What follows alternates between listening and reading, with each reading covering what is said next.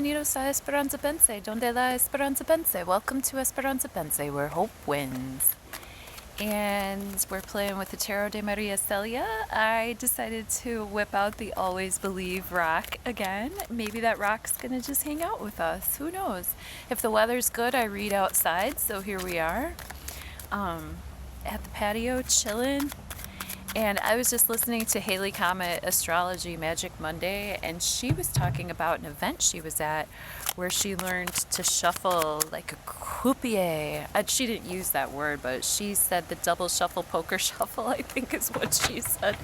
But check this out. Let's shuffle like that. Let's give it a little bit of this and a little bit of that. Oh, my cards are not, my cards are still too stiff to go backwards like that. I can't give them the backwards shake just yet. They're too stiff. I shuffle like that when I do playing cards, but with my tarot cards I shuffle like this because it keeps them like a little bit, I don't know, I'm a little bit more gentle with my tarot cards than I am with my playing cards. Playing cards get a lot of abuse from me, especially during euchres. Sometimes I'd be shuffling like holy moly. So how is it going? Oh my gosh, did everybody have a good weekend? I record these the day prior, so yesterday's reading was recorded right before I went to a show. I went to this show called Highly Suspect. Oh my goodness. I will definitely drop some videos on YouTube soon. Stay tuned. If I put them up here, I'll put a little link there. Oh my goodness. How much fun was that show? And I saw some really good DJs this weekend too. Basically all I did this weekend was dance. I just danced. Oh, there's our jumper. Ooh, Chariot reversed. Slow your roll. Slow your roll. You don't have to control everything, you know? Sometimes we're in the car and we're driving towards victory and we're doing the manifesting and we're charting the course and we're staying the course and we're balancing what we need to. This is a Cancerian zodiac card, but this is a major arcana card. So this could be a larger overarching theme of just like us thinking that we have control of the wheel and we don't. Or if we're on a certain path where we think we have control, maybe we want to rethink that and be a little bit more open to listening to life rather than speaking at it all the time. You know, sitting down, sitting still, and being quiet rather than go, go, go all the time. That's what I'm getting from this card. What are you getting from this card right now? Let me know in the comments what you think about the Chariot reversed. Do you think it means you need to put the car in reverse, look in the rear view mirror a little bit and see how far you've come?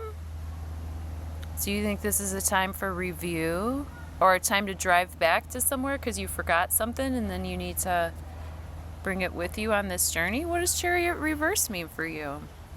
Let's pray and play and we'll talk more. Thank you for fine-tuning your free will and intuition with me.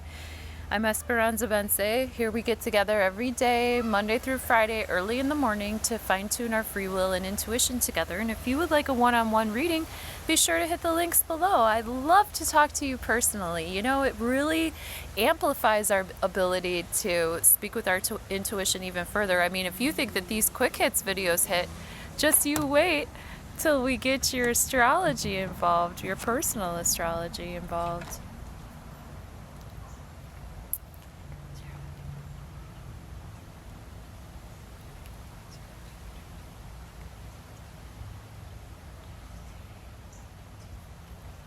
Tuesday, May 19th, 2026, near past, present tense, near future. Thanks again, friend. We got the Four of Swords upright. Ooh, we got the Page of Wands upright. And we got the Three of Wands reversed. So two Wands cards here. We're dealing with the fire energy still, even though Mars has just recently shifted into Taurus. So with the Four of Swords upright, okay, maybe this is talking to me. Maybe after that big weekend out, and Friday I was like kind of under the weather too, a little bit, like physically, so I was just not functional. And then like Saturday and Sunday, I was just like balls to the wall. Like, okay, I sat still for one day. Now I'm going out. I'm going everywhere. I went to like a lot of stuff. I went to a party. I had clients. I read a bunch of tarot. I had so much fun. But Four of Swords can indicate, like with this Taurus energy coming in, that it might be a little bit slowed down. We might be giving ourselves more permission to rest, especially with Mars and Taurus. We're coming into the last fullest degrees of Taurus too before the sun moves into Gemini on Wednesday. So today's Tuesday, that last edge of the Taurus sun. Maybe we want to consider, laying our thoughts down a minute. How do we rest? How do we rejuvenate ourselves? And how do we replenish and recuperate our mental energy? Swords represent air in the tarot. That's mental energy. That's Mercury energy. Mercury is newly in Gemini, just crossed over. It's meeting up with, it met up with Uranus. So our mental energy could be really sparkly right now. And by sparkly, I mean it's like finger in the light socket. The ideas come fast. It's good to write them down, but then it's also good to have practices in place to where you can rest mentally, or give your eyes something to rest on that looks peaceful to you, that's not chaotic, Page of Wands is a great flirtation. Page of Wands is a great new start, a new spark in terms of what impassions you, who impassions you, right? Look what he's doing with that wand. I mean, it's pretty obvious that this is like flirty feelings of like your body chemistry being heightened around certain people. Just chemistry in general, and how are you going to take your fire, who are you going to channel it with, and what are you going to produce out of that? What are the beginnings of the conversations that you want to have? Like if you want to talk to somebody in that way, or if you want to flirt with somebody in that way, or if you want to flirt with your own creativity. Have you had flirtations with, I've had flirtations with making my bouquet of the day. I love to make my bouquet of the day, and that's like my little message every day to myself, that I am impassioned with life, Last night, the wand that I got, the page of wand that I got the drumstick from the drummer at this show. I'll have to insert a picture in here because I didn't bring it down here with me and I don't want to pause out, but I'll insert a picture of that drumstick. Josie will be so proud of me.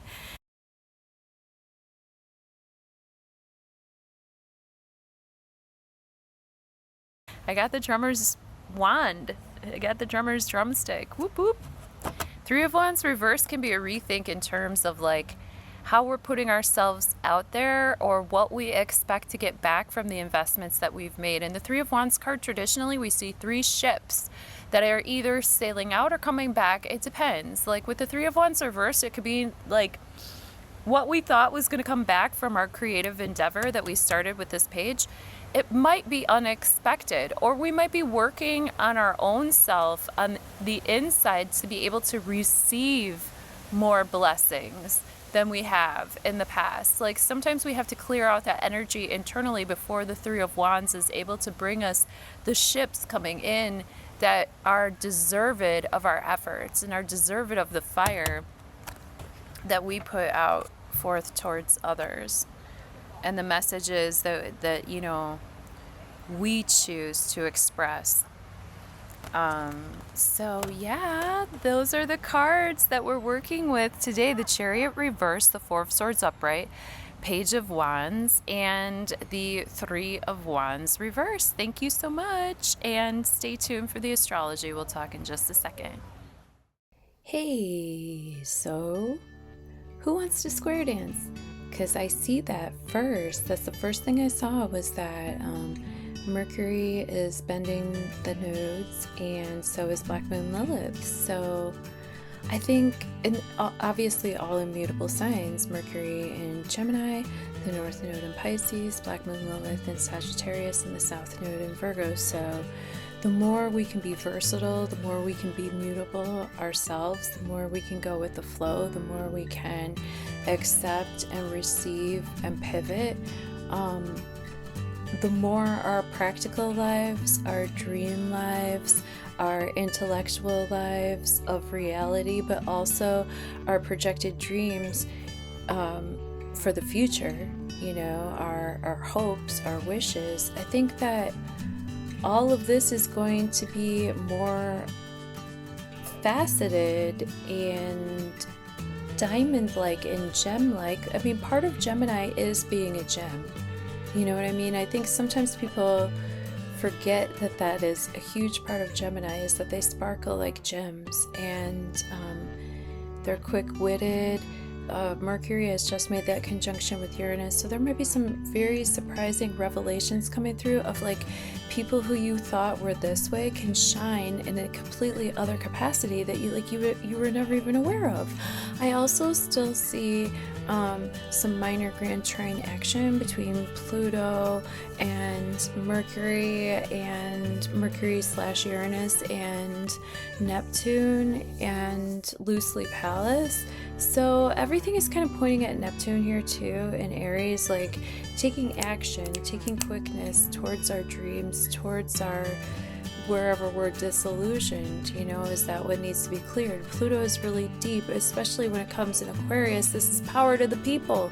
So I really do feel like a lot of stuff that is pointing towards Pluto, or Pluto is, speaking of things pointing towards Pluto, check this out. Look at the moon, look at the south node, both pointing that finger of God towards Pluto. The south node in Virgo has us cutting out habits and habitual ways of being just like OCD and too concerned with certain details that are no longer functional in our lives or for our health of our own body here on Earth.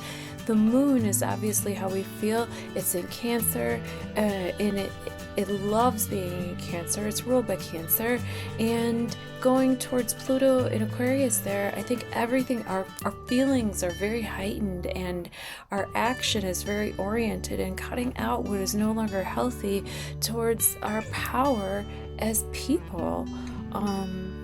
Venus is also making a sextile to Mars still here.